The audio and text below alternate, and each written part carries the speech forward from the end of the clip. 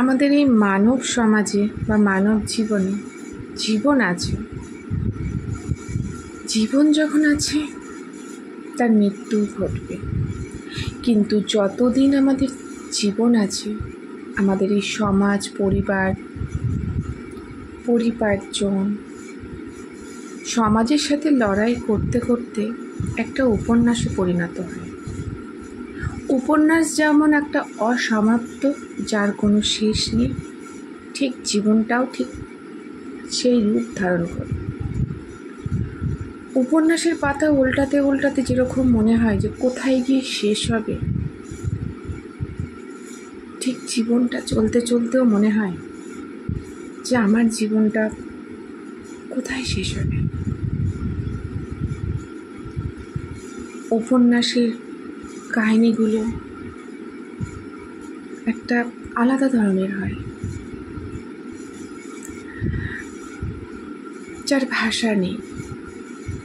তাই হয়তো বেশিরভাগ মানুষ উপন্যাস পড়তে অতটাও ভালোবাসে না, কারণ তার শেষ নেই। কিন্তু জীবনটাও তো তাই। হ্যাঁ, উপন্যাসটা লেখা থাকে বইয়ের পাতায়,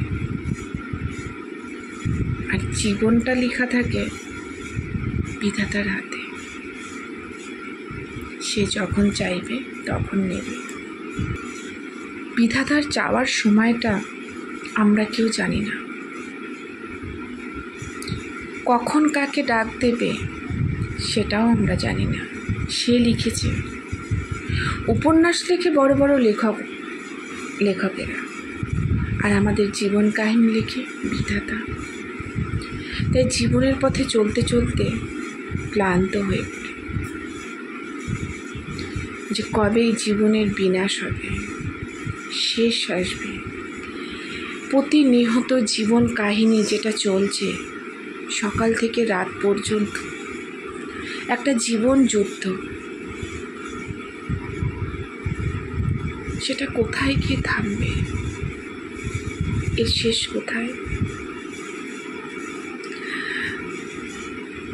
কেউ কেউ তো আছে অতি ক্লান্ত হয়ে যায়, আবার কারোর জীবনটা এতটাই আলোকসজ্জায় সজ্জিত, সেভাবে বাহ, বেশ তো আমার জীবনটা, এভাবে চললেই তো বেশ ভালোই হয়। কারণ সবার জীবন তো আর উপন্যাসের মতো না। তাই কারোর জীবনটা শেষ হওয়ার তাগিদটা বেশি থাকে যে কবে শেষ হবে, আর কেউ ভাবে বেশ ভালোই আছে, এভাবে চলে গেলেই চলবে। তাই জীবনটা হলো শেষ না হওয়া উপন্যাসের মতো।